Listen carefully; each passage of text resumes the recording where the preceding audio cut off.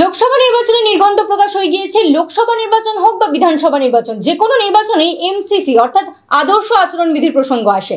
সাধারণ মানুষের ঠিক কি ভূমিকা এই বিষয়টি নিয়ে এবং তাদের উপর কি প্রভাব পড়তে পারে, এই সমস্ত বিষয় নিয়ে আলোচনা করব। আমাদের সঙ্গে এই মুহূর্তে রয়েছেন দ্য ওয়ালের এক্সিকিউটিভ এডিটর অমল সরকার। তাকে জিজ্ঞেস করব এই এমসিসিটি কি আর কি কারণে এটি লাগু করা হয় বা মানুষের মধ্যে কি প্রভাব পড়বে এটার।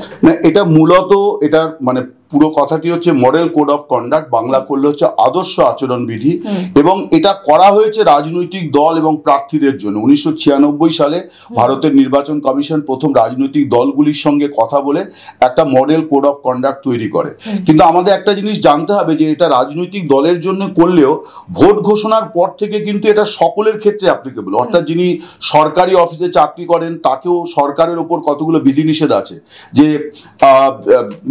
যেমন সরকার কোনো নতুন প্রকল্প ঘোষণা করতে পারবে না, শিলান্যাস উদ্বোধন করতে পারবে না, এটা অফিসারদেরও মাথায় রাখতে হবে। তেমনি সাধারণ মানুষের ক্ষেত্রে যে বিষয়গুলো প্রবলভাবে মনে রাখা দরকার, তার মধ্যে একটি বিষয় আছে। আজকে মুখ্য নির্বাচন কমিশনার এই বিষয়ে বারে বারে বলেছেন যে মাসেল পাওয়ারের বিরুদ্ধে তাদের লড়াই। এই মাসেল পাওয়ারের ক্ষেত্রে যেটা হয়, আজ থেকেই শুরু হয়ে গেছে এবং আগামী নির্বাচন দিন শেষ না হওয়া পর্যন্ত এই অভিযানটা চলবে। সেটা হচ্ছে মূলত আয়কর দপ্তর, এনফোর্সমেন্ট ডাইরেক্টরেট, সিবিআই এবং বিভিন্ন রাজ্যে যে সমস্ত এজেন্সিজ আছে ইনক্লুডিং পুলিশ এবং গোয়েন্দা, তারা যেটা করবেন মূলত যে সাধারণ মানুষের দিকেও তাদের নজর থাকবে। অর্থাৎ ট্রেনের নিত্যযাত্রী, প্লেন যাত্রী, জাহাজ যাত্রী, প্রাইভেট কার, সর্বত্র যে কোথাও কোনোভাবে টাকা পয়সা, মাদক এবং সোনা দানা, অর্থাৎ কারণ ভোটের সময় দেখা যায় যে এই সবগুলোর বিনিময়েও ভোট আদায়ের চেষ্টা হয়। এটা যে একেবারে বাড়ি বাড়ি গিয়ে বিলি করে দিয়ে আসা হয় তা নয়, কতিপয় লোকের হাতে পৌঁছে দেয়, তারা সেগুলো গোপনে ডিস্ট্রিবিউট করে এবং এইভাবে ভোট নেওয়ার একটা চেষ্টা হয়।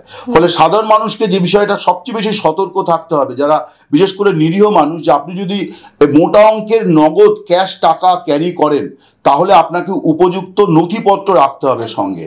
কারণ আয়কর দপ্তর বা ইডি আপনার তল্লাশি করে আপনার কাছ থেকে যদি একটা মোটা অঙ্কের টাকা, ক্যাশ টাকা পায়, তারা কিন্তু জানতে যাবে যে টাকা আপনার কাছে ক্যাশ টাকা কেন। এখন তো ব্যাংক ট্রানজাকশন আছে, অনলাইন আছে, এটিএম আছে, অনেক রকম উপায় আছে। আপনি কেন এত ক্যাশ টাকা বহন করছেন, তার উপযুক্ত জবাব না পেলে তারা কিন্তু টাকাটা সিজ করবে এবং ওই ব্যক্তিকে গ্রেপ্তার করবে। এখন এই কাজটা নির্বাচন কমিশন মনিটর করবে এবং নির্বাচন কমিশনের দপ্তরে একজন অফিসার স্পেশালি অ্যাসাইন্ড, যে প্রত্যেক দিন দিনের শেষে কোথায় কত টাকা সিজ হলো তার একটা হিসেব তিনি সংগ্রহ করবেন।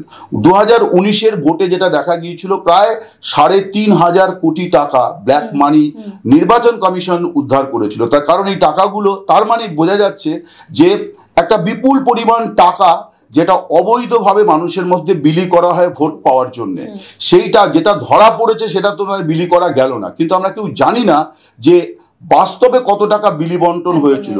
এই সমস্যাটার জন্যই কিন্তু নির্বাচন কমিশন এর এই যে গাইডলাইনটা, এটা সাধারণ মানুষকেও খেয়াল রাখতে হবে যে নগদ টাকা ক্যারি করার ক্ষেত্রে অবশ্যই নথিপত্র এবং উপযুক্ত জবাব দিতে হবে। এইটা হচ্ছে সতর্কতার বিষয়।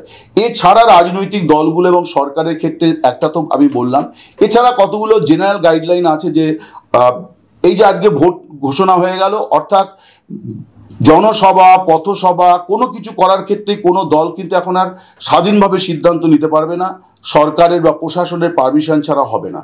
2 হচ্ছে যে সরকারি অতিথিশালা বা আরও যে কোনো সুবিধা সেগুলো সমবন্টন করতে হবে। দেয়াল লিখনের ক্ষেত্রেও বলা আছে সরকারি কোনো সম্পত্তিতে, অফিস কাছারিতে এগুলো লেখা যাবে না, পোস্টার টাঙানো যাবে না। যদি কোথাও থেকে থাকে কোনো দলের, সেগুলোকে মুছে ফেলতে হবে। প্রাইভেট বাড়ির ক্ষেত্রেও বলা আছে মালিকের অনুমতি নিয়ে, লিখিত অনুমতি নিয়ে তবেই লেখা যাবে। সো আদর্শ আচরণবিধির বিষয়টি সাধারণ মানুষ যে একেবারে তার বাইরে তা নয়, সাধারণ মানুষকে অনেকগুলি বিষয় কিন্তু খেয়াল রাখতে হবে। ধন্যবাদ।